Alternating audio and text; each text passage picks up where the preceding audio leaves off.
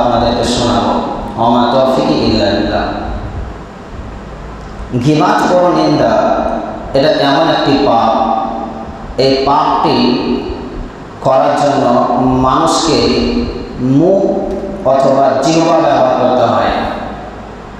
গীবাত পরনিন্দা অপবাদ মানুষ এই পাপটি যে করে, এই মানব দেহের যে অঙ্গ প্রত্যঙ্গ রয়েছে এই পাপটি মানুষের মুখ দিয়ে জিহ্বা দিয়ে হয়ে থাকে।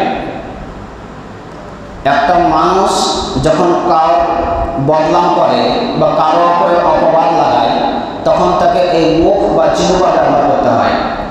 এই জন্য বলা হয়েছে যে এই জিহ্বা হচ্ছে অন্তরের দরজা।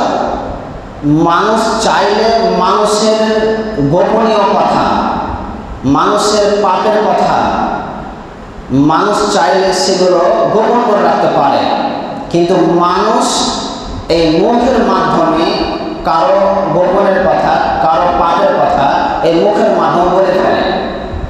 তো আমাদেরকে এই গীবাত থেকে বেঁচে থাকতে হবে। মহান রব্বুল আলামিন তিনি বলেন, ওয়াইলুল লিকুল্লি হুমাযাতিল লুমাযা, ধ্বংস নিশ্চিত সেই ব্যক্তির যে ব্যক্তি সামনাসামনি মানুষের গীবাত করে। ধ্বংস সুনিশ্চিত সেই ব্যক্তির যে ব্যক্তি পশ্চাতে মানুষের গীবাত পরনিন্দা করে, মানুষকে অপমান অপদস্থ করে। কত আয়াত দ্বারা প্রমাণিত হয় যে যে ব্যক্তি মানুষের গীবাত পরনিন্দা করবে সে ব্যক্তি ওয়াইল নামক জাহান্নামে যাবে। ওয়াইল নামক জাহান্নাম মানে ধ্বংস বিচ্যুতকারী জাহান্নাম। সম্মানিত উপস্থিতি, আমাদেরকে এই গীবাত থেকে বেঁচে থাকতে হবে। গীবাত ও পরনিন্দার অনেক ভয়াবহতা রয়েছে, তার অনেক পরিণতি রয়েছে যে গীবাত করলে তার কি পরিণতি, তার কি ভয়াবহ আযাব রয়েছে।